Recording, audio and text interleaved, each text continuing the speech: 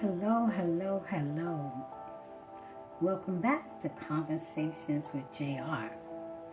Thank you for joining me for another exciting topic. And boy, do I have a juicy one for you. Well, I wouldn't really consider this to be a juicy topic, but I would consider this to be a very important topic to talk about. We are heading towards the end of 2021, getting through pandemic, getting through a lot of loss, and now we might be heading for another different type of virus, and no one knows for certain what's going to happen. So I thought that it would be a good time to talk about grudges. You know, those little issues between people that go unresolved, or that argument that was started over he says, she said, and they told me. And over time, the lines of communication about the truth becomes distorted, and that grudge loses its original intentions or original importance. So think about it. Maybe that grudge didn't have really any true meaning at all. People tend to hold tight to grudges as if it was their salvation, feeling that the longer they hold on to the grudge, they might be redeemed. When I reflect on my experiences of holding onto grudges, being full of pride and stubbornness and pleading my case of, being right and being innocent to every ear that will listen to me, and for the people who would not side with me, I branded them as a supporter of my opponent. They were a supporter of the other side, and that they just didn't understand that I am right and my opponent is wrong. How foolish was I in my immaturity and lack of understanding of the emotional damage caused by grudges. And the emotional damages caused by grudges run deep, because people think that it's just a little minor thing and that people should just get over it. But what are you really asking them to get over? You see, to some people, a grudge is like a bully. A bully picks at an individual who they see as weak and easy to manipulate. And it's the same thing with people who hold grudges. Now, there's another side to the story of people who hold grudges. There are the cheering sections,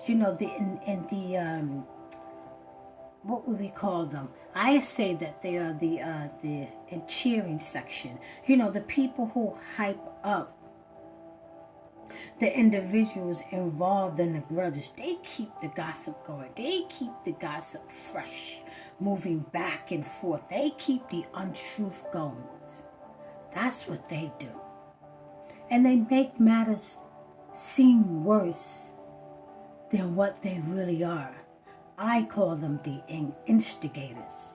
And they stand back and see themselves as being innocent, when actually what they're really doing is they're trying to keep the grudge going.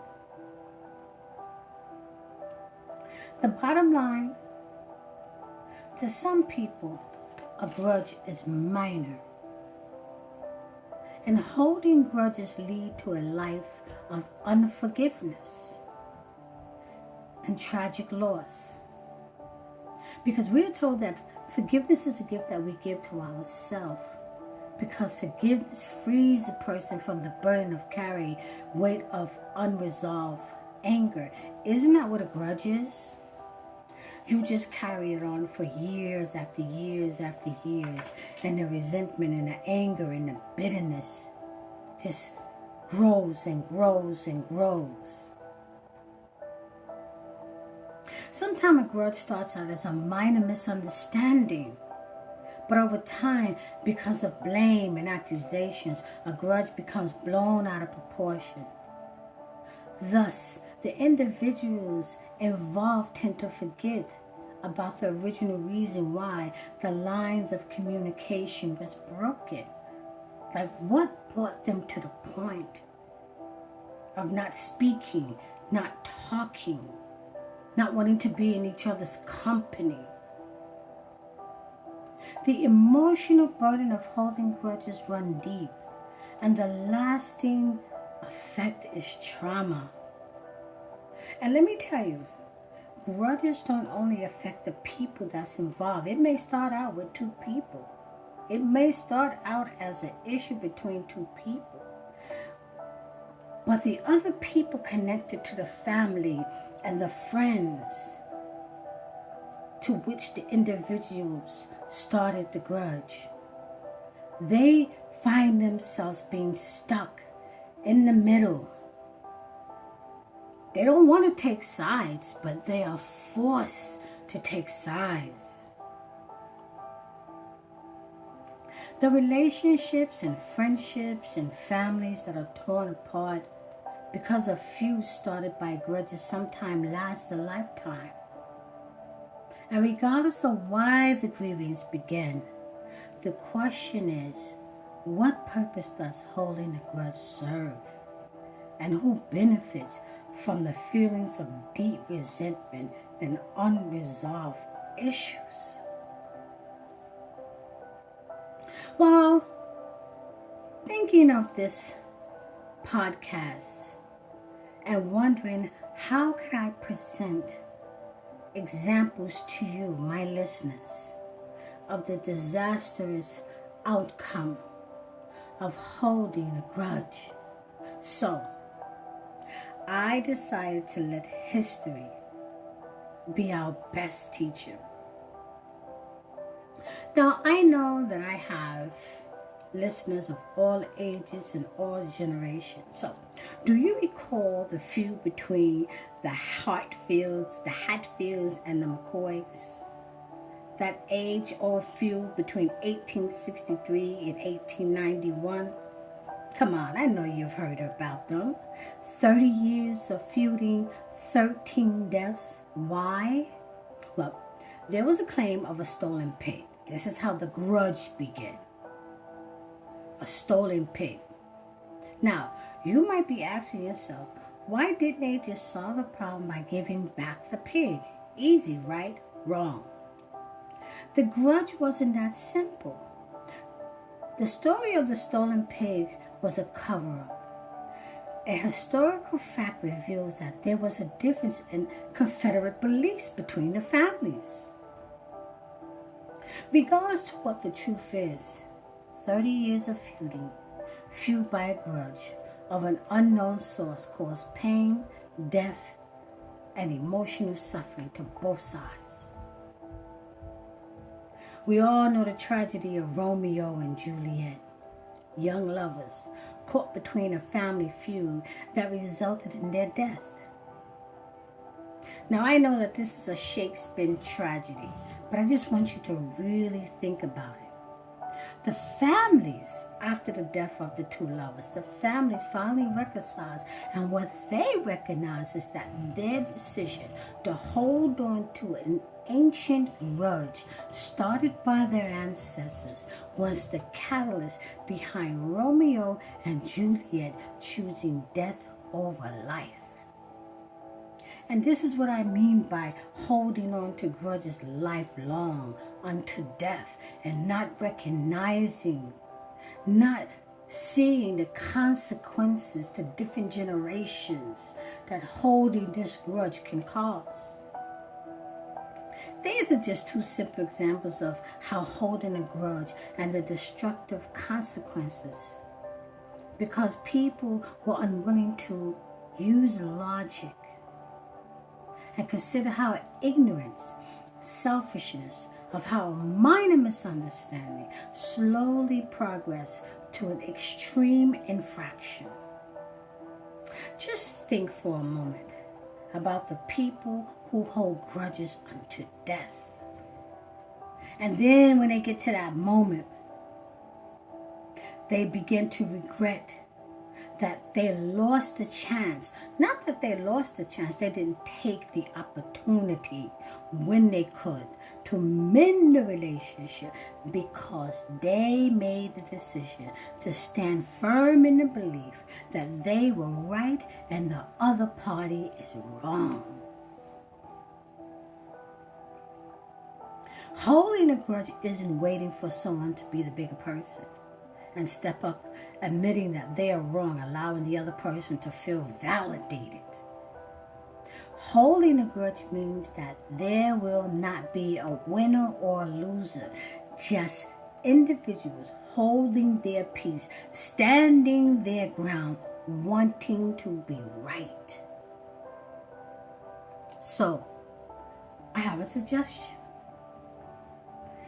Since we are in the Christmas season 2021, and we're trying to be joyful and goodwill to all men, and we're getting ready to head into a new year, 2022, I thought this would be a perfect time to step up, step forward, and let go of grudges. Time to mend the broken relationships and friendships and family ties. Consider this. After experience being sheltered in place, cut off from physical contact with family and friends, relationships and marriages broken because of stress of the pandemic, and 2 years of death, economic disaster, and the threat of yet another virus. Letting go and reaching out by letting bygones be bygones, that just might be the perfect healing medicine. We all make mistakes.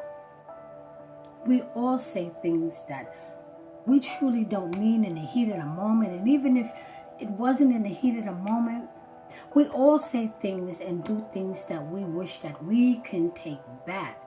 We all behave in ways that leads to mistakes, that lead to these minor misunderstandings and breaking of friendships and breaking in family ties and breaking of intimate relationship. We have all been a party to this one time or another in our lives, because no one is perfect. But why continue to hold on to the grudge? Why? People say, be the bigger person. I still say, I don't think that it's about being the bigger person.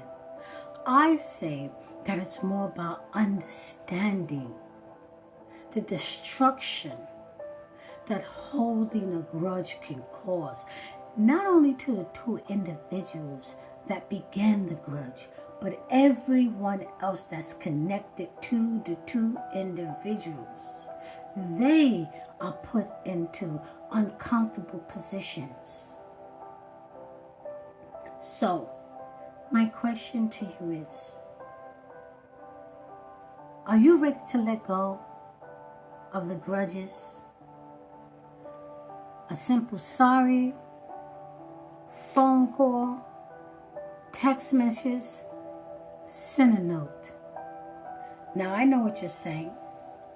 What if the person doesn't accept my apology? What if the person doesn't answer back?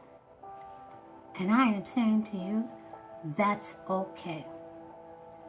Free yourself. Free yourself.